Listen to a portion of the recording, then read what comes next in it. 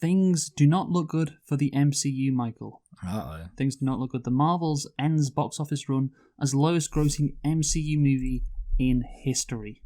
Yeah, I mean, that's what happens when you create a female superhero movie. It's crazy, the downfall. I mean, this is, I think, a culmination of how bad Marvel movies have been. The fact that, you know, nobody really cares about Marvel that much after Avengers Endgame. Nobody really likes the Captain Marvel character either.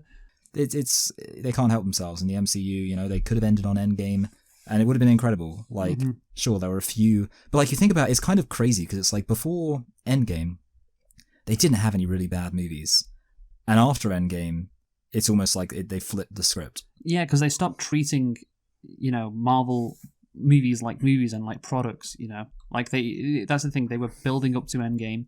And so they had to like think tactically about how to get there. Now they're like, all right, we've established this universe. Now we're going to just churn out as many products as we can. And of course, Disney Plus came along, which I think hurt them quite a bit. So yeah, no, I mean, this again, people might make a sexist, you know, argument about this, but really, this, you know, I mean, you have to look at other Marvel movies. Like Quantumania was meant to be this massive, you know, deal in the MCU. You know, obviously Ant-Man is a man, hence the term Ant-Man.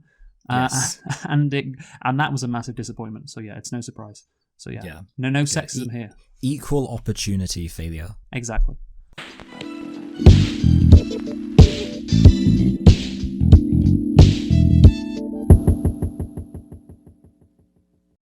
Hello and welcome to Select and Reflect, the movie review podcast where we look at films that have come out in the near and distant past. We give them a couple of watches and evaluate them beyond first impressions. I'm your host Michael, and I'm joined as always by my co-host Luke, and this week we are celebrating the release of the new movie Wonka by looking at the 2005 film, I believe, Charlie and the Chocolate Factory. Yeah. So Luke, why don't you tell us a thing or two about Charlie and the Chocolate Factory? Well, you don't sound very enthusiastic about this movie, Michael. Well, yeah, it's as you know, I do have a sore throat, so just in case anyone thinks my voice sounds weird, that is why.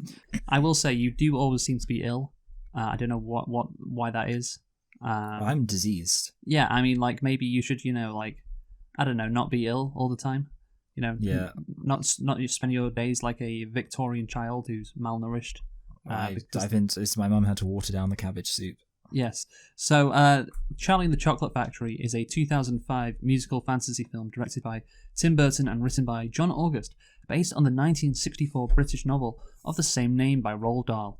The film stars Johnny Depp, Freddie Highmore, David Kelly, Helena Bonham Carter, Noah Taylor, Missy Pyle, James Fox, not Jamie Foxx, Deep Roy. Yeah, I saw James Fox in the credits or whatever, the opening credits. And I was like, wait, because I've seen this movie before, and I was like, wait, is Jamie Foxx in this?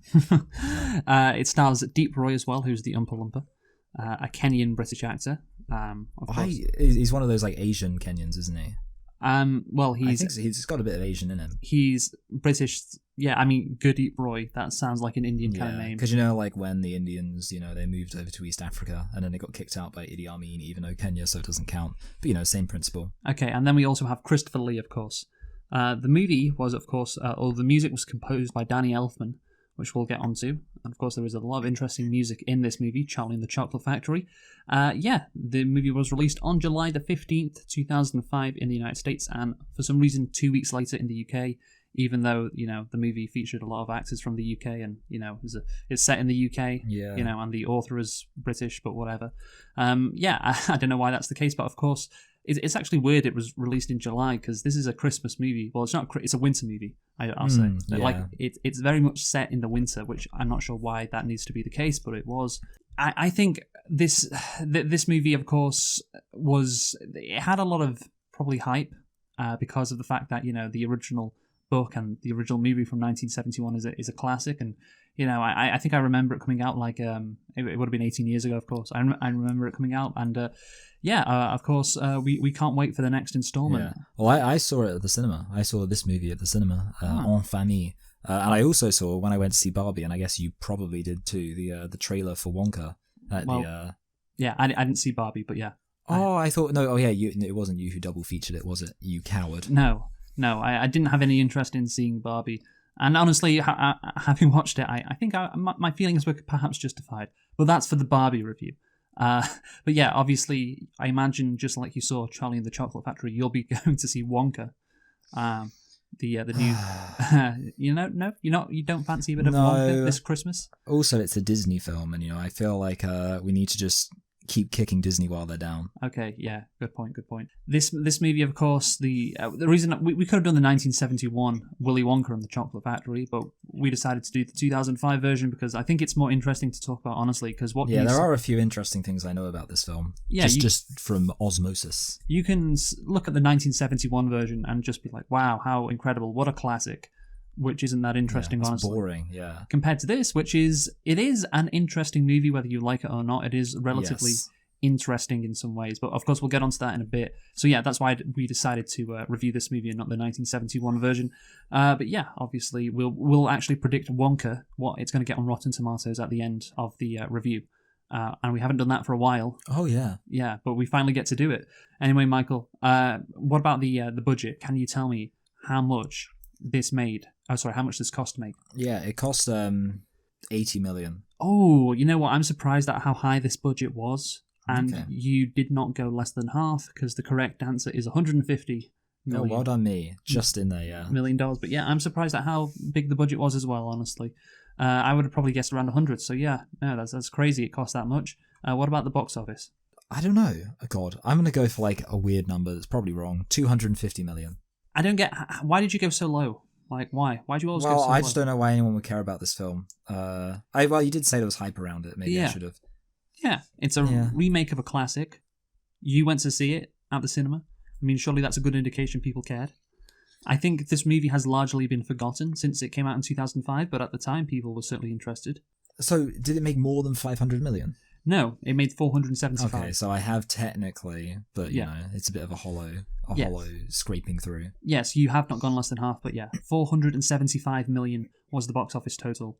So yeah, overall, I think you did a you did a bad job there on both counts, but you don't get a mark against you. Yeah, I know. Yeah, both cases I was literally like just above. Anyway, half. Well done, me. Yeah, can you tell me, Michael?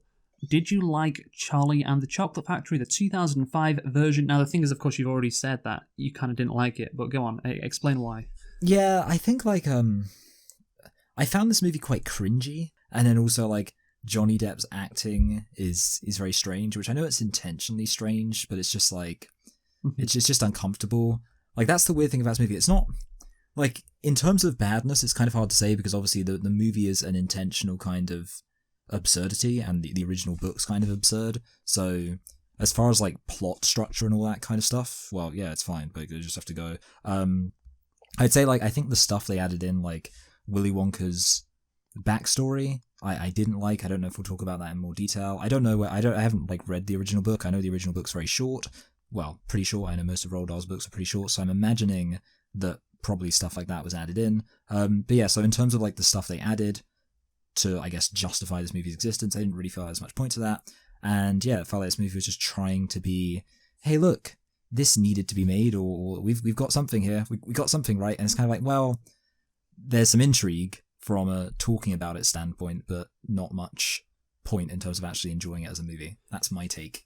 Okay, well, I have a slightly different take to you. I guess overall, I would say yes, this movie didn't need to be made. I mean, it didn't. But here's the thing: I kind of like it because it is a different interpretation compared to the 1971 version, because it is darker, and Willy Wonka is different.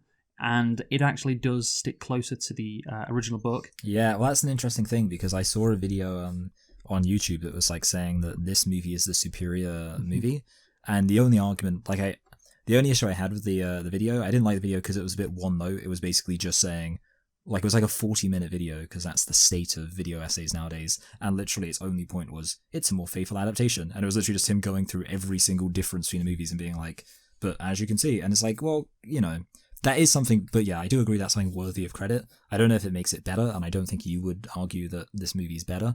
No. But yeah, I can see what you're saying about having a more faithful adaptation does make some sense. Well, yeah, I guess it makes sense in terms of why to adapt it. Yeah. Roald Dahl was not happy with the original 1971 adaptation. And interestingly, of course, that movie is called Willy Wonka and the Chocolate Factory. This is called Charlie and the Chocolate Factory. Even though this has more about Willy Wonka in it. Yes, which is kind of weird, but yeah, at least it's got the same name as the book.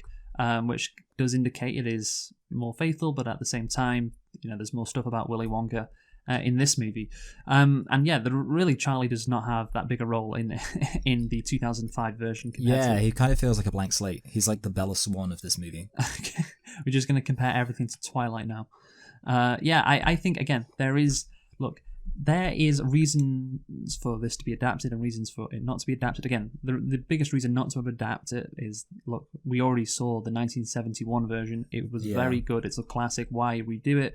Well, okay, I get that. But if you have to redo it, which Warner Brothers wanted to redo it, if you have to redo it, okay, make it more faithful, sure, to the book, and also, make Willy Wonka a lot different, make the tone a lot different, make it like a different experience to the 71 version, which is why I was okay with it, honestly. And the thing is, like, Johnny Depp as Willy Wonka, I think is the main takeaway from this movie, because he's so weird, and of course it's intentional. Yes. But the thing is, I started off really not liking him and finding him annoying, but then you loved him. Then as the movie went on, and I understood more and more, I think what he was going for. I think I got into it. I was like, oh yeah, I get it. I get what he's doing, and I also like how the character, because he appears rather just clueless at the beginning of the movie, but then as the movie goes on, you're like, oh, this is all part of his like master plan. Yeah, actually, that is an interesting point. Like he kind of like the mask almost slips. Yeah, several times. But that's the thing. The Gene Wilder version of Willy Wonka, it's different because you can tell all along, right from the get go, he's like tricking these people, and this Willy Wonka is different because at the start you genuinely think he might be a few quarters short of $1, like Mike TV's dad said. Wait, sorry, Luke.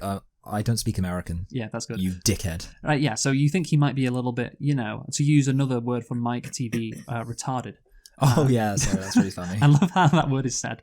Yeah, you're like, well, great. This guy's so fucking like, oh no, this is going in a bad direction. But you see as you get little hints. For example, when he has all those keys. Yes, that's. I was thinking when you said like, oh, you start to see this like change. I immediately thought of that scene. Yes. All and like how he offers the bubble gum. Oh, he doesn't really offer the bubble gum to Violet Beauregarde. He just you shouldn't do that, but like doesn't really protest too much. And then of course with Mike TV, he kind of entices him into baits him into making himself miniature inside the TV. Yeah. So so that's what I was initially watching this performance from Johnny Depp, and I was initially frustrated because I was like, oh god, no, they've made Willy Wonka into just this weird moron who's like clueless and like has a lot of whimsy, but is just totally detached from reality, and not like Gene Wilder at all, who was like clever and manipulative. But he actually is, and it comes out over the rest of the movie. And when that started happening, it was like, oh no, I understand this a lot more in terms of like what they were going for and why. I think it's not that annoying. He got less annoying to me as the movie went on, and I think that that was nice. And I tell you what, as well, the father storyline, Wilbur Wonka, I didn't mind that either. Honestly, my only criticism of that is I think like I didn't hate it, but in terms of like a choice, I like the idea of Willy Wonka, like there being a lot of mystery around Willy Wonka. It's kind of like Willy Wonka's a bit of a Joker character. He's a bit like the Joker. Well, you were gonna hate you're gonna hate the Wonka prequel then. I know, that's what I was thinking. Yeah, but yeah, obviously with the Joker, like one of the points is you're not supposed to know where he comes from, and he's just supposed to be a crazy guy. And I kind of like that with Willy Wonka. Like I think like he works well as a mysterious character. So again, it's not something which I hated. I wasn't like, oh, I hate this. And I like Christopher Lee. He's a good actor. He's a funny guy. Well, like given a choice I'd rather he stayed mysterious. Well, the thing is, it's always going to be, why is this guy so weird? Well, it's probably something to do with that's it. Yeah, with his childhood, right? So and I do kind of like the twist, which we'll get to with his dad being a dentist. I don't hate it, and I don't really hate this movie. The thing is, this movie's got a bit of a reputation for being not so good, partly because of Johnny Depp's performance, I think, and partly because it doesn't measure up to the original. And then before I watched the movie, I had when you go on, you type it into Google to go on the Wikipedia page or whatever, and I saw it had, I think, 84% on Rotten Tomatoes. Oh, that's interesting. Yeah. So 84%. I was like, oh really? I didn't think it'd be that good, or would have that good a rating. So then I watched the movie and I'm like, yeah, I can actually understand why this movie has got 84%. I honestly, I'm actually a bit different to you perhaps. I actually think this movie is better than yourself, and I think it's got a bit of a reputation which I don't think it really deserves. And again, probably the reason is Johnny Depp. Probably that is the main reason. Well, are we going to talk? You must. So, like, you like to do your little boning up on the movies. When are we going to talk about the fact that Michael Jackson originally wanted to be in this movie? Oh, I was going to talk about it. Yeah. Yes, because the story is. I mean, I don't know. We're going to go into something else. Oh, we haven't done nitpicks yet. No, we'll just talk about it now. All right. Yeah. So the story as I know it is that Michael Jackson has tried to be, like, at one point he wanted to be Peter Parker, so, like, he wanted to be all sorts of different people, but for some reason he decided he wanted to be Willy Wonka, definitely not so he could groom kids by setting up a precedent that's okay for him, I don't know, whatever. But, no, it's the perfect crime. Yeah, exactly, but, he wanted to be in this movie, and he came up with a soundtrack? Yeah, but basically, so as far as I know, he gave him the soundtrack to be like, oh, here's the soundtrack, and you can have it if you let me be in the movie. That's kind of my understanding. And then they were like, no. Not just if you let me be in the movie, if you let me be Willy Wonka. Willy Wonka, yeah. That's what he wanted, and he did not get that. Warner Brothers were like, is it a good idea to have this guy who has invited children into his factory and is going to groom one to be his successor? Is it a good idea to have that guy played by a man who is being accused currently in the year 2004, probably when obviously they were casting, accused of being a paedophile. I think he was accused back then. Maybe it was a bit later. But certainly, those stories were going around at that time. And so, the thing is, they offered him a smaller role in the movie, and they said, hey, you can have this smaller role, because they loved his soundtrack. They loved the music he produced. Yeah, what could have been, eh? And instead, Michael Jackson was like, nah, and they went with Danny Elfman instead, because then, of course, Tim Burton signed on. And he was like, I want Danny Elfman, which we'll get into. So anyway, nitpicks, Michael, how many do you have? So I had, I think 2. Two. I have 2 as well, so you go first. Well, one of mine, to be fair, barely counts because it was just that the guy said retard. And then, but the other one is, I like how we only find out right at the start of the film that Grandpa Joe used to work for Willy Wonka. And I like it because it's so obviously like, he's never ever heard where his granddad used to work before. It's almost like it's one of those moments where it feels like, okay, did everyone in this like story just immediately start existing at the start of this movie? Because if you live with your grandparents, you're gonna know where they used to work. Yeah. Well, you could chalk it up to him being senile. Maybe he's told them like every day that he worked for Willy Wonka. Yeah, and Charlie was just being polite. Yeah. The thing is, oh wow, really, Grandpa Joe? That's so interesting. The thing is that I wrote that down, but it wasn't a nitpick because for me it was even more egregious. Because of course, right next to Grandpa Joe, Charlie, which you didn't mention, is building a model factory of that's a good point. Yeah. Of Willy Wonka's factory. He's building it with like toothpaste bottles. And so, in all the many weeks it took for him to build that, not once did Grandpa Joe ever say, you know what, I used to work in that factory. Yeah. Not once. And again, it's just why it's not a nitpick is it's incredibly lazy exposition. Yeah, I would like it if he said, my name's Grandpa Joe, by the way. Yeah. So I'll get into that in a bit. But yeah, my 2 nitpicks. So they have this weird Indian palace story at the start of the movie. Sorry, I'm interrupting, but I feel like I heard like that it was from like an actual Roald Dahl short story or something like that. Like I heard there was like some origin for the story, but I don't know. That could just be something that I'm misremembering. Yeah, I don't know. It's because the thing is, you add it in because it's meant to show how incredible this Willy Wonka is. What an incredible chocolatier this guy is. But we already know that. You've already said how incredible his factory is. How he has the most the highest selling chocolate bars in the world. Everyone thinks he's a genius. Like you could perhaps say all the kids make the same mistake as the Indian prince. Yeah, like I guess like thematically it's I guess like you could maybe like obviously Willy Wonka likes to knowingly punish people for their hubris, so you can imagine there's some kind of situation, but they don't really show that. You don't really see like that aspect of Willy Wonka's character in it, so it's kind of pointless. Yeah, he builds it and he's like, oh, you should eat it, and he's like, no, I'm not going to eat it. I don't know if Willy Wonka was always like in that story, oh yeah, this Indian guy, he's going to want to live in it, and then it's going to all crumble, and he's going to be drowned in chocolate. Yeah, learn his lesson. Or did he actually think that did he think he wasn't going to live in it? And if that's the case, then it's nice to have a chocolate palace, I guess, if you can afford it, and yeah. Anyway, I'm not sure if that was the case, but perhaps. Anyway, so what decade is this movie set in, Michael? That's my other nitpick. I feel like this could be one of those weird like Tim Burton things where it just sets everything in some kind of weird generic Gothic time that's kind of like, I don't know, where everything's somehow Victorian. Yeah, because we have Mike TV playing a modern video game. We see Oprah on the TV as well. So this has to be in the 90s or the 2000s. But then everywhere in England looks like it's the 1960s and the 1970s, you know. Again, this is just Tim Burton's weirdness coming through, perhaps, but yeah, that was something I was frustrated with. It's like, is this set in modern days, or is this set, you know, when the original book came out in the 60s or the 70s, or when the original movie came out? So let's get into the plot now, Michael. So the storyline follows Charlie as he wins a contest along with 4 other kids and is led by Wonka on a tour of his chocolate factory. Yeah, of course, it's the same plot as the book and the original movie. There's not a lot to say on this. You know, I guess it's a fun story, and it has you know, lessons on, like, hey, you shouldn't spoil your kids, or, you know, the kid who is, you know, comes from the most impoverished backgrounds, but who is the, you know, one who's polite and has a good heart, he wins at the end of the day, which is of course a very you know, simplistic and often told story.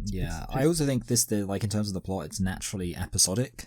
Yes, like, you know, it's just they go to a room and then something happens to a kid, and, you know, that's well, what do you mean something happens to a kid? Well, you know, like a kid, what the kid gets their comeuppance in whatever way. So it's kind of like, it's like each room is a different lesson, just like Epstein Island. Yes, but no, yeah. So, like, again, it makes sense as a way to kind of organize it. You're like, you know what you're getting, and just like Epstein Island. Yeah. Just like Epstein Island. Yeah, exactly. Again, you know what you're getting exactly. So there's not much to say on the plot, but overall, of course, this movie has a darker tone than the original, even though the original was quite dark, which is why I think it's such a fondly remembered movie and book, because, you know, it's a kid's book, but it, you know, some bad things happen to the kids, you know, and that right there is often appealing to kids when things, I guess, are a little bit more dangerous and interesting. Like, it's kind of weird how disparate the different situations are, because like Veruca just gets covered in rubbish which will wash off. Meanwhile, Mike TV, like, he's functionally disabled. Like, what's he going to do with his life? Augustus Gloop is the one that is fine. He's just like covered in chocolate. Yeah, that's actually good. But yeah, like, exactly. Like, there's a disparate, like, Mike TV, who, let's be honest, isn't really, I don't know. He says to be fair, he should be cancelled because he did say a very problematic ableist slur. But yeah, he's the person who definitely ends up, like, completely, you know, unless maybe he does just eventually, you know, fill out. Yeah. Okay. Well, that's the thing. This movie overall, it has a darker tone, but again, the original movie is, the original tale, I guess, is a bit dark, you know, for a kid's movie or a kid's book, I guess. So yeah, it's natural that Tim Burton would take an inkling to this and therefore make it a bit darker. I think it works. And yeah, overall, the changes to the 71 version, you know, we're not going to list them all, but obviously you can go through them. And of course, you'd say the main change is the portrayal of Willy Wonka as Johnny Depp. But overall, I will say I like this movie. Does have some humor in it, and overall, I do like the humor. I don't think this is an unfunny movie. I think there's, like, a few moments which, like, the thing with, like, the cringe humor is really awkward, because it's kind of like there was one line, oh god, I can't remember. But you're what not. It was. I don't think you're meant to laugh. Well, that's it. Yeah, it's a weird situation, because it's like, I didn't like cringing, but I suppose they were trying to make me cringe, so I can't complain. Yeah, exactly. Right. It's the cringiness is on purpose, and of course it comes from Willy Wonka. The cringiness on purpose, to make you think, wow, this guy's a weirdo. Like, it's not meant to make you laugh. But the actual stuff that is meant to make you laugh in the movie, I found, like, you know, half decent, honestly. So yeah, that's what I put down. You know, I like the humor. Again, I think this movie sets a very good tone. Yeah. Oh shit! You know what? There was one thing that made me laugh. Did I remember to write it down? There was, like, sorry, that sounds a bit mean. There was one thing that, like, really made me laugh. Like, no, I get you. I agree with you. Yeah. And it was, I did write it down. The Puppet Hospital and Burn Center. I don't know why, like, that joke made me laugh. Like, when it's just like, there's the Puppet Hospital and Burn Center. That's a new thing. Yeah, again, see, those are the kind of jokes, again, I'd have to go through them, but those are the kind of, like, nice little jokes which, again, it's funny, and yeah, that's different to, like, Willy Wonka saying something really weird and cringy, which is not meant to make you laugh. You're meant to find that off-putting. You know, you're not meant to find that funny. But this movie does have some humorous moments. Again, I like for example, the scene with Johnny Depp and his Oompa Loompa therapist. I don't know. It's just. I like that too, actually. Yeah, it's just little stuff like that over and over again. It's like, oh yeah, this movie strikes a good tone with its humor.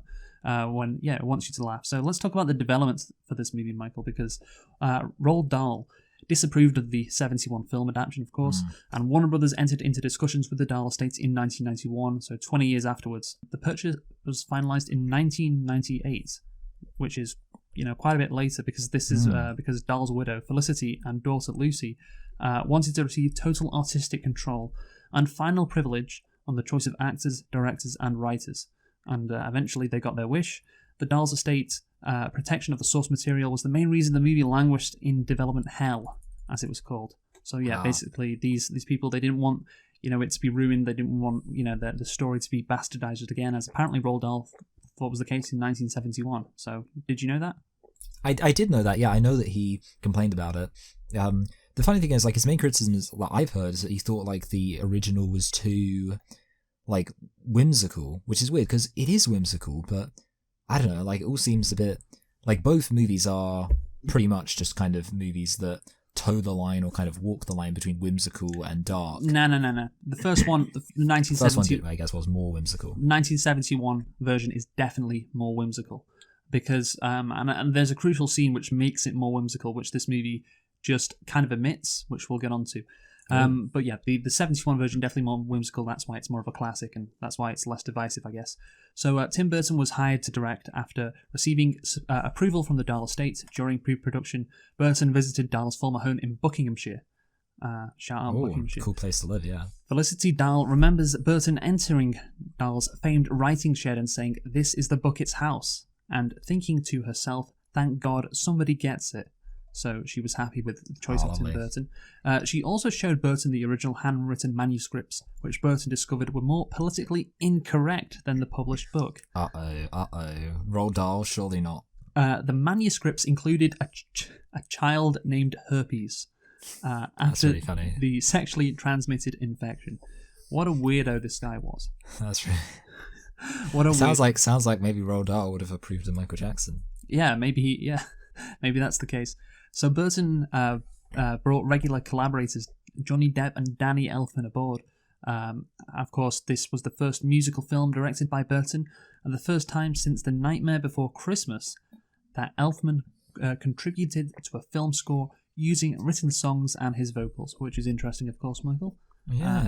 The Nightmare Before Christmas, which we have reviewed. When was Nightmare Before Christmas released? I think it was 1993. So yeah, I think Tim Burton, again, it makes sense that, again, he was chosen by the Dahl estate, and it made sense he was interested. I saw there was so many names attached to this project. Even like at one stage, Martin Scorsese was attached to it. But yeah, so many people, so many actors. Like Jim Carrey was one, I remember.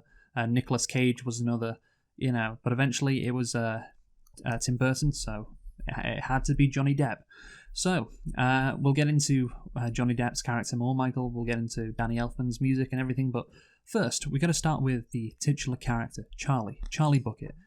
He's a kind and loving boy who lives in poverty with his family near the Wonka factory.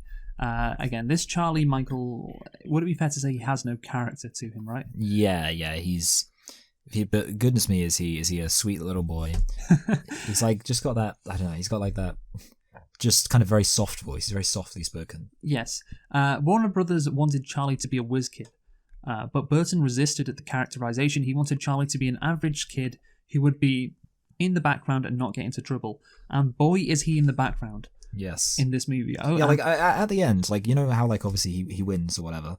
I was like thinking to myself, it felt kind of hollow because it feels like he wins the competition just by being fucking boring. Like, it's like he doesn't do anything for the entire movie, and it's like, well, it's literally like he's basically the kid who like gets through school just by keeping her head down and doing nothing. Yeah, and the thing is, you can say, well, he's got a good heart. He's a nice kid. He's polite, and certainly we see that throughout the movie. But he never proves himself. Is there ever a moment in the movie where there's a test where he has to show that he has a good heart?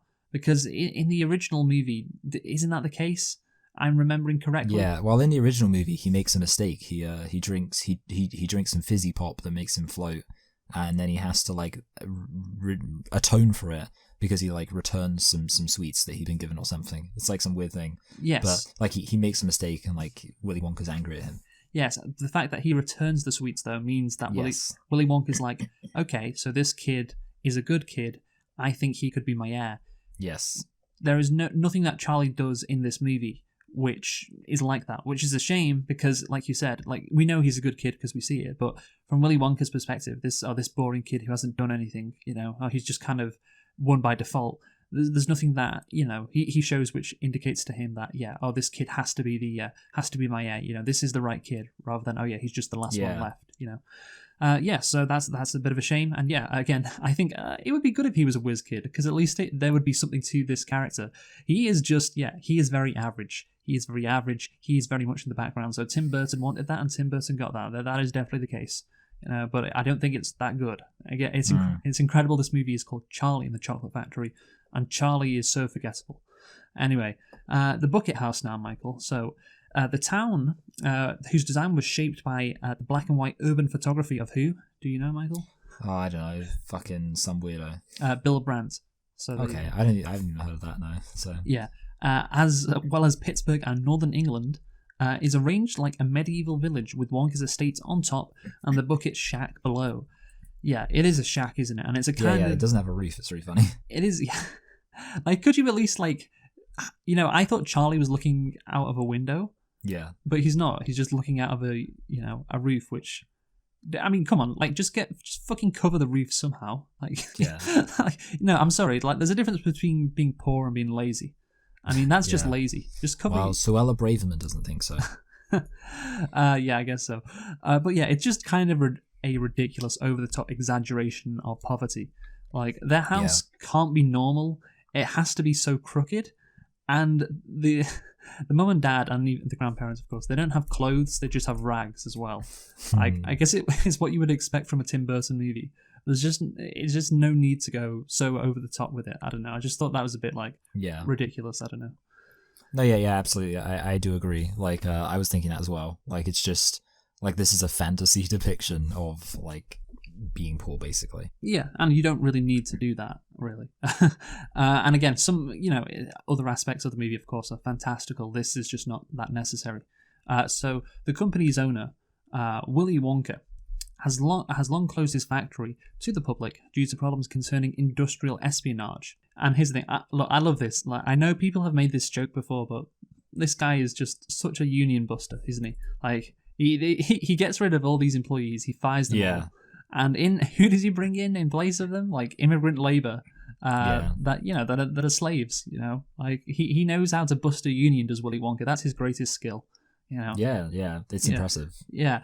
Then later, of course, the thing is, Charlie's dad loses his job at the toothpaste factory to a robot, and there's just no greater theme, really. I thought the movie could... Yeah, that is weird how they do that. Yeah, it's just this just happened. Yeah, and the reason why his dad loses his job at the factory is just because, now the bucket situation is even worse. So things are even more difficult for them. And really, it should be a case of maybe there's a theme going on about the workers losing their jobs to, I don't know, whether it be robots or short illegal immigrants. Well, I don't know are the Oompa Loompas illegal immigrants the fact it's a mystery, I don't know, maybe he did clear it with the government and just kept it secret. One day Willy Wonka announces a contest in which golden tickets have been placed in 5 Wonka bars worldwide, and the winners will receive a full tour of the factory as well as a lifetime supply of chocolate. And of course, Wonka's sales skyrocket, and it's one of the all-time great marketing moves from Willy Wonka. Yeah. Credit to Roald Dahl for thinking of this, of course. It's a great idea. But yeah, I'm just thinking with Willy Wonka, the union busting, the great marketing moves. This guy should definitely be on Twitter, having purchased a blue tick, talking about how you can, expand your business and, giving tips and tricks, on how to, become a successful entrepreneur. Because I'm amazed at this guy's skill at doing this. Because honestly, union busting, he does it better than anyone. Great union busting, but the golden ticket thing, that's at another level. What a great thing to do. Yeah. I mean, I would love to see a modern version of Willy Wonka in terms of like a internet grifter. I think that would work. It's probably been tried before, right? And maybe Roald Dahl got the idea from someone else. He probably did. But yeah, I mean, it's a great idea to boost sales, honestly. So yeah, the first 4 tickets are found by gluttonous Augustus Gloop, the spoiled Veruca Salt, the arrogant Violet Beauregard, and the ill-tempered Mike TV. Again, just ridiculous names, but it's a Roald Dahl book, so yeah, whatever. Obviously, they are all meant to be horrible kids, of course, to prove a point. But I just love looking back and thinking, wow, Charlie he really got lucky that his competition was this obnoxious. Right? I was thinking that. I like the fact that basically there's such a gulf in this movie where it's like, it's very convenient that there are 4 kids who are so poorly behaved that they will eliminate themselves from the competition, while Charlie is so well behaved that he's not like, because what if you'd had 5 people who were all shitty? Yeah. Then you'd have had to have, like, what if like there was someone worse than Mike TV who screwed it over before Mike TV, and then suddenly Mike TV's in charge of the chocolate factory? Yeah, I know. You know? Yeah, so I think, again, I'm just thinking from the perspective of Charlie, like, what if there was another kid that got the ticket who was like, you know, like very polite and very nice, and then, you know, they were, you know, Willy Wonka, so there's only 2 kids left for the, you know, 80% of the tour, and Charlie and the other kid kept on trying to, like, bait... Like, tempt the other one, yeah. Yeah, bait the other into fucking up somehow. It's like, oh, that, you know, piece of chocolate looks nice, maybe you should take a bite out of it. You know, I wouldn't do that because I'm such a good special little kid, you know. I wouldn't do anything wrong, but maybe you should do that. And yeah, it's just a stalemate. Again, I think all the kids, I like how they're portrayed. I like what Tim Burton does with them. You know, of course, very clear characterizations, and, you know, it's funny, which is what you would expect. But the best one, I think, is Augustus Gloop. I don't know. That seems to me to be the funniest. Like the other kids, like fat German guy. I mean, obviously the Simpsons, they ran with that too. Yeah, so the other kids, you know, the comedy is, I think, maybe a bit too much on the nose. But Augustus Gloop, there's just a natural comedy with him. You know, it's, oh yeah, I just like chocolate. You know, oh, he ate so much chocolate, we knew he'd win. How did you celebrate? I ate more chocolate. I don't know. It's just, I just like that. So Charlie finds the last ticket, of course, and he and the other ticket holders are greeted outside the factory by Wonka, who then leads them into the facility. Of course, the Gene Wilder entrance from the 1971 version, Michael, we're going to talk about that right now. That is very good, you know, because it's thematically, you know, significant, because obviously Wonka is revealing himself to be a trickster, as we know. Like, oh, he's this crooked old guy. Oh no, he's now done a roly-poly, I guess is what it's called. So he's as fit as a fiddle, and you're going to be tricked throughout this movie. In this instance, like the thematic implication of setting everything on fire at the end of the, you know, automation show, where all these dolls, of course, are on fire. It means that the implication is that, you know, everything in the factory, you know, with Wonka, you know, it's all meant to be incredible, right? But it like falls apart. Yeah, actually, everything is a mess and nothing works properly. You know, which is not true, is it? You know? No, yeah, so it's a lie, yeah. Yeah, well, that's the implication, right? Of like, oh, look at all this, you know, this, oh, Willy Wonka, he's the amazing chocolate genius. Oh, like, what a great show. And then everything, you know, blows up. It's, oh, so Willy Wonka is actually not an amazing genius, and behind the scenes, it's all a total, like, you know, shit show. Well, that's not really the case, is it? Like, the factory seems to be pretty damn good. So, it's not as good as the 1971 version, Michael, is it? Yeah, because, I agree, dishonest. So, Willy Wonka, now, Michael, as Johnny Depp, we're going to talk about him. Of course, we've already talked about him. It's hard to not mention him. You just said Willy Wonka as Johnny Depp, other way around. Sorry, Johnny Depp as Willy Wonka. Well, maybe it is Willy Wonka as Johnny Depp. I don't know. Yeah, maybe it is. Maybe it is. So this marked the first time Burton did not face pushback from the studio for wanting to cast Johnny Depp. As which success, Michael? What had just been very successful in Johnny Depp's career? Pirates of the Caribbean. Pirates of the Caribbean had Warner Brothers enthused about Depp being in the leading role. Again, it's truly incredible that the significance that those Pirates movies had in the 2000s. They were so big, and they made Johnny Depp a household name. Yeah. Made so many people a household name, and so yeah, just overnight it turned him into this, you know, A-list celebrity. So is he better than Gene Wilder, Michael? That is going to be the question. So it was Depp's intention to portray the character in a completely different way than Gene Wilder did in the 1971 adaptation. Depp based Wonka's exaggerated bob cut and sunglasses on Vogue magazine editor Anna Wintour. Is that also who, you know, the person from The Incredibles is based on? Because they have similar hair.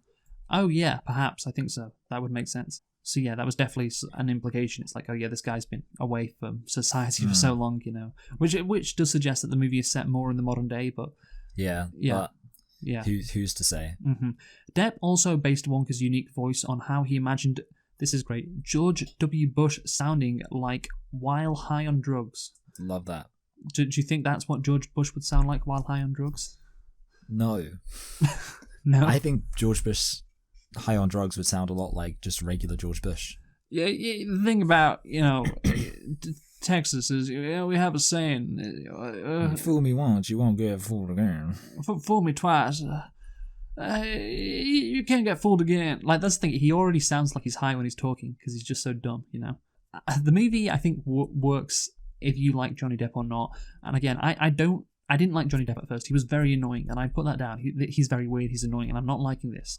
But I have to say, as the movie goes on, as we are shown, he knows what's happening, and all of this is part of his master plan. I find it less annoying because it's clearly somewhat an act, and he's trying to be weird. He's trying to be cringy.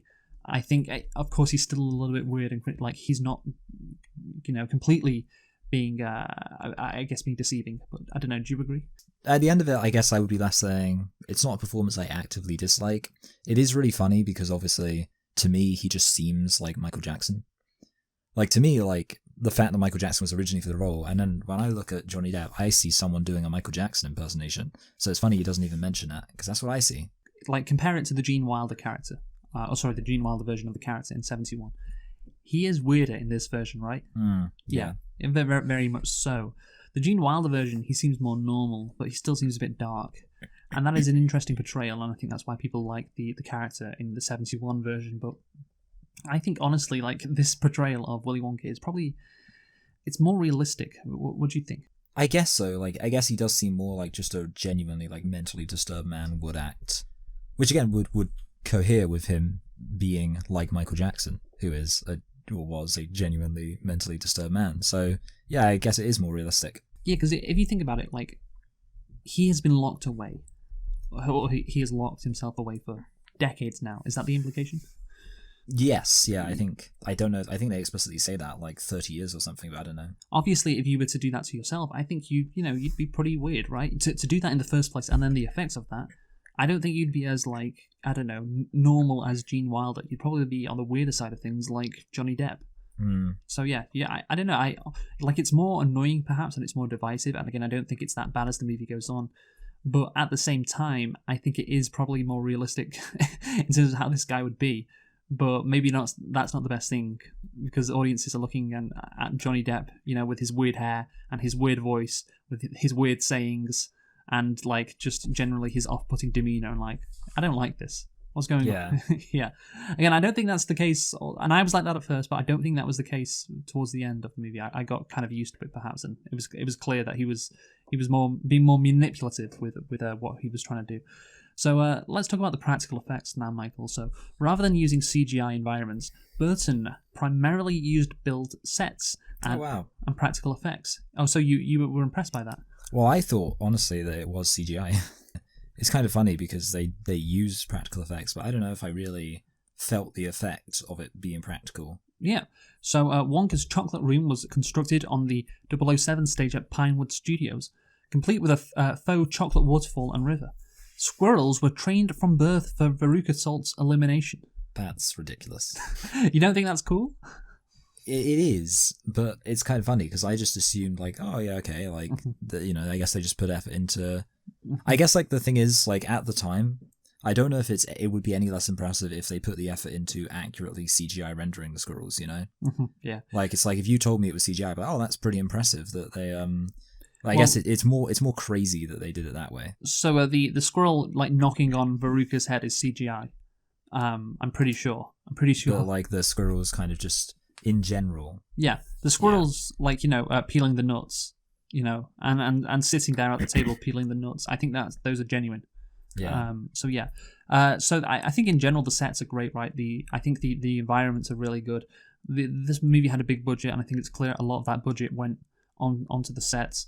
But I think there is, in general, and this is I think the worst thing you can say about this movie compared to the 71 version, there is a real lack of wonder with this movie. It's very sterile. It's like weird. It's like colourful but sterile, I think, in a weird way. Yeah, and I think the characters have they're less amazed by what they see, and that includes Charlie and Grandpa Joe. And there is a very pivotal moment in the movie when they enter the main section of Wonka's Chocolate Room, I guess, with the waterfall, and the river and all the grass, and it's like this amazing moment. And of course, what is crucial is we don't see any of the characters' faces when they enter this room. Like, this is the most incredible room they will have ever seen in their lives. They didn't expect this. And, we don't get to see their faces. And indeed, Willy Wonka, Johnny Depp, of course, does not sing, you're in a world of pure imagination. Come with me. And hopefully if he did, he would have sung it with that level of musical talent. Come with me and you'll see a world of pure imagination. I don't know any of the other lyrics. That's the only ones I know. I think he kind of repeats himself, actually. Oh, good. But of course, this movie, Johnny Depp doesn't sing that because I guess this movie has a darker tone to it. So Tim Burton was thinking, that really wouldn't fit.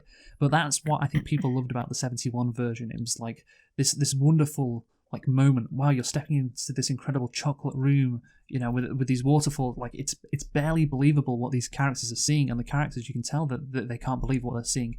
In this movie, we don't really get that sense. The characters are just kind of like, oh, well, this is interesting.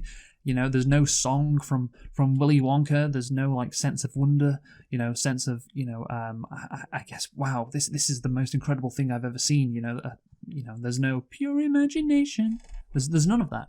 And that I think is the biggest difference in terms of why the '71 version is more fondly remembered, because of that scene, because of that feeling, which you just don't get in this movie. So what do you think? No, I absolutely agree. I think this movie, well, yeah, I already said it feels kind of sterile, and I think that's not just the set design. I think it is also the way the characters react. I think you kind of did hit the nail on the head there. Like, there's just no sense of, I don't know, like, it's weird because it's funny that they went to all the effort of doing the practical effects, but at the same time, the movie does kind of feel like, so one of the criticisms of kind of CGI is the fact that because it's green screen everywhere, the characters can't react to stuff. Mm-hmm. But the funny thing is, that's, they have the physical stuff there and they don't have the characters react to it. So it's almost like they really might as well have done it CGI. There was no shot. Again, once they enter the room, there's no shot of all the characters looking at everything. We just see the whole set, but we don't see the characters. And again, the sense of wonderment, is lost. And again, because it's a darker tone, so maybe that's why Tim Burton was like, I don't want to focus on that. But again, it's a key part of what made. I mean, it's the most memorable part from the original movie, and they just kind of cut all of that out. Really, why that scene was so special in the '71 version. So the Oompa Loompas now, Michael. We'll get onto them. They sing a song of morality after each character meets their demise, of course, and we'll get into the songs in a bit. But again, this is well trod ground. But the Oompa Loompas, of course, are natives to this jungle. Are indigenous to this far off land, very far from the Western world, and are brought to a factory and paid not in money but in cocoa beans by this white Western industrialist who wears colonial exploration clothing, because that's what he wears, while travelling in the jungle. And of course, originally they were black, these Oompa Loompas, and Wonka, he says he experiments on them. He gives them these chocolates to experiment on them, and of course he also communicates with them by making these weird tribal sounds too. And again, people have pointed all of this out, but I just think it's very funny how problematic these Oompa Loompas are, honestly. Yeah, I think it's it's one of those things I'm kind of fine with it, especially because... Wow, because you're white. Yeah, but also because one of the points is supposed to be that, he's a bit morally suspect. So it's kind of it's not as if he's supposed to be a hero. No, but the thing is, there's a difference between morally suspect and trafficking indigenous people and to your country and paying them in cocoa beans. That is a good point. Yeah, that is very it's very bad, really. I mean, I don't know how much he pays them in cocoa beans, but I can't imagine cocoa beans are that expensive. And he's like, wow, if you work really hard, I'll give you 2 cocoa beans a day. And the Oompa Loompas are like, wow, that's amazing, 2 cocoa beans a day. When if they were paid a minimum wage, they could maybe afford 10 a day. I'm not sure. Yeah. Yeah. It's again, and again, he literally experiments on them. So yeah, again, it's not that serious, of course. It's a kids movie, but again, I think it's very clear that Roald Dahl initially wanted these to be kind of pygmy figures. Yeah. That's what he based the Oompa Loompas off, pygmies. And of course, did white people treat pygmies well in history? No, they did not. No. So yeah, the thing is, you can't get rid of them now. There may be an updated version of the Oompa Loompas in Wonka that are more, well, now they're played by Hugh Grant. but maybe they'll be less problematic somehow. But again, in this movie, they're kind of problematic, and in the original book, oh god, they were problematic. So it's just very interesting. One of the most famous, I guess, group of people in pop culture. The Oompa Loompas. Everybody knows who they are. It's very funny how they, how they. I guess how they, where they originated from and the implications. Their provenance. Yes, even in this movie, even in the 2005 movie, you can point that out. So, well, of course, I mean, they reversed, because obviously, I think they're originally changed to orange to be more racially sensitive, because then they don't resemble any actual group who exists. No. Now they've changed them back to brown, or Indian. Wait, what? They're brown in the new Wonka? No. In this one, they're brown. Like Indian, whatever, Kenyan Indian. Yeah, I mean they just haven't got painting on their skin. So yeah, that's the difference. So the music now, Michael. The music. Danny Elfman, similar to Tim Burton, had no emotional attachment to the '71 movie. It was decided at an early stage that Elfman would be providing the vocals for all the Oompa Loompas, a decision justified by the identical nature of the Oompa Loompas, with pitch changes and modulations to represent different singers. Elfman would later cite Charlie and the Chocolate Factory as being one of the most fun projects he has been involved with.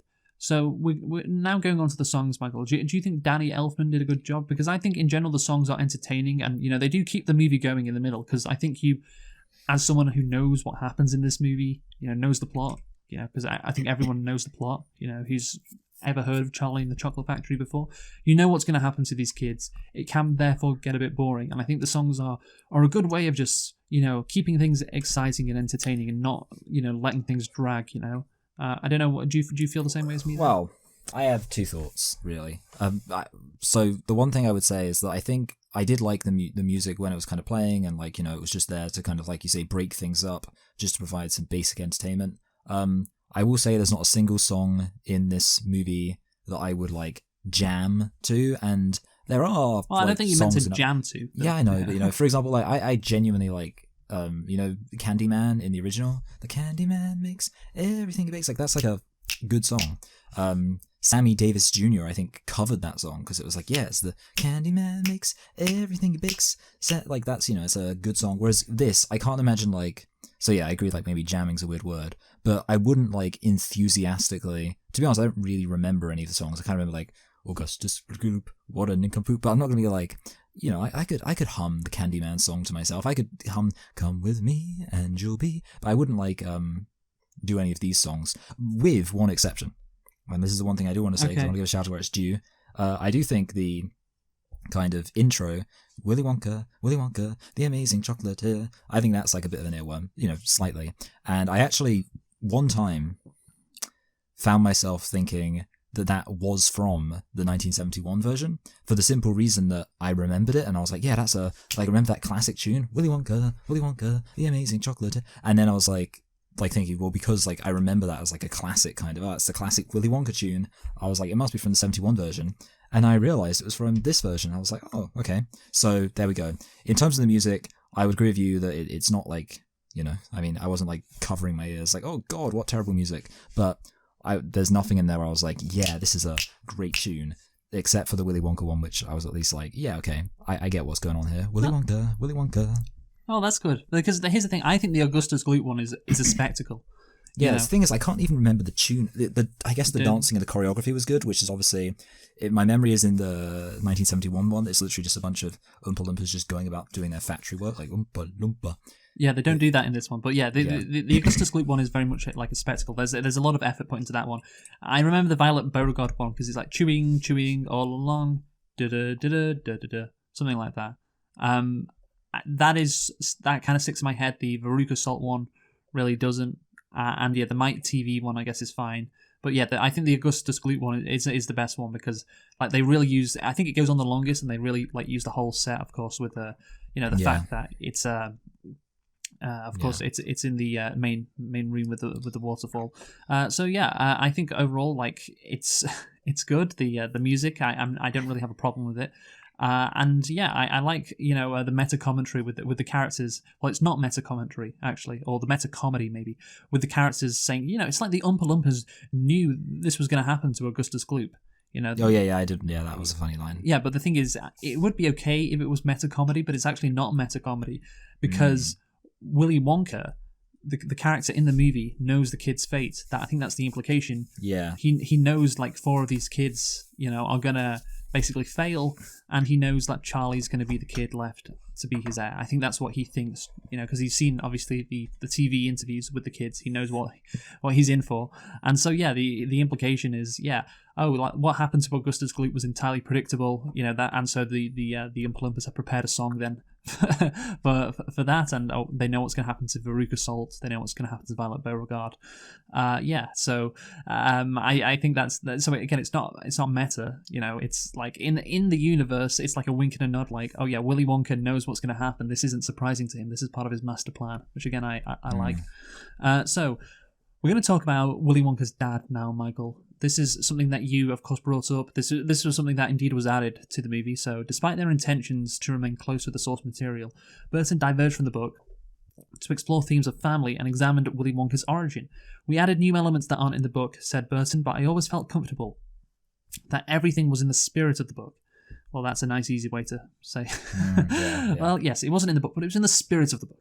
No, I don't think he's wrong necessarily. It's just a funny way to put it. In exploring Wonka's family, Burton created the character Dr. Wilbur Wonka, Willy's domineering father.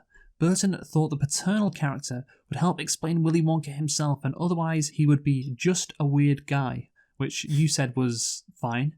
Yeah. If he was just a weird guy. But again, I guess it's fine to explain something if the explanation is interesting, and I think it is interesting. Again, it's a bit ridiculous that this guy is like a dentist who never wanted his kid to have chocolate. But the whole Willy Wonka story, the whole Willy Wonka character, is ridiculous in itself. So I don't have a problem with that. So yeah, the element of the film was also personal for Burton. So. In 2000, his dad grew up being an eye doctor like an optician who believed that movies ruin people's you can't stare at those films all day, Tim. He's like, one day I'll go off and I'll make a movie. Yeah, that's exactly what it was. Now, in 2002, Burton, who was somewhat estranged from his own parents, visited his dying mother and discovered she had framed posters of all his films on her walls. This mirrored a scene where it's revealed Dr. Wonka has been following his son's career with framed newspaper articles on the walls. So that's perhaps another reason why I'm okay with it, because it's like it's an interesting and that has stuck with me, that moment, because it is interesting. This parent who I did like that scene. Yeah, this parent who initially disapproved with you. You go back to their house and they're really proud of you, and all the newspaper clippings are on the wall, and it's like it's kind of heartwarming. It's like that's nice, and even more so that of course this is something that Tim Burton experienced himself. So yeah, that must have been a great moment for him, and yeah, he put it in the movie, and yeah, I'm fine with that, and. So this is why I don't have a problem with this storyline. I think it's an interesting look at his backstory. Yes, it might be better just to leave it to be more mysterious, but I think the backstory is good, and it has a good payoff at the end. And of course, there is there is this theme about family, because of course Charlie learns that Willy Wonka is approaching retirement and wants to find a worthy heir, and of course Wonka wants Charlie to be his heir, but he has to leave his family behind, and Charlie declines, saying family is the most important thing. So yeah, it's a movie about family, Michael, and that's what makes it so powerful. We love that line. Sorry? We love that line. We do, but again, I like that they added this angle in, honestly, because again, I don't mind that they added in Willy Wonka's background, and the thing is, it has a point. Like Charlie, what is the most important thing to him? It's family. Willy Wonka, then he has a character arc. He's like, no, actually, yeah, I should go back and see my dad, and I should realize that, yes, we have, I guess, childhood trauma or whatever, but, at the end of the day, you never want to, your family should always, be there for you, etc., etc. And again, it's not an original message, but it's a nice message, and I guess the film is better off having it than not having it. I don't know. That's my stance. What do you think?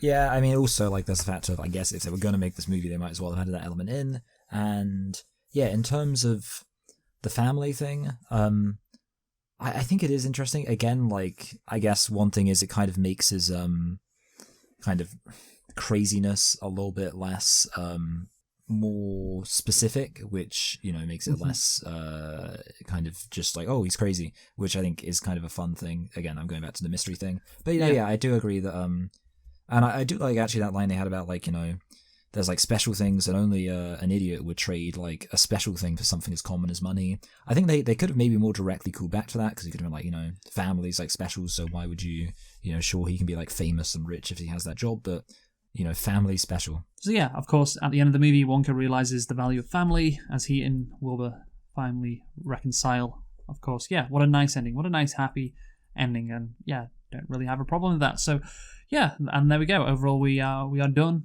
Wonka allows Charlie and his family to move into the factory together.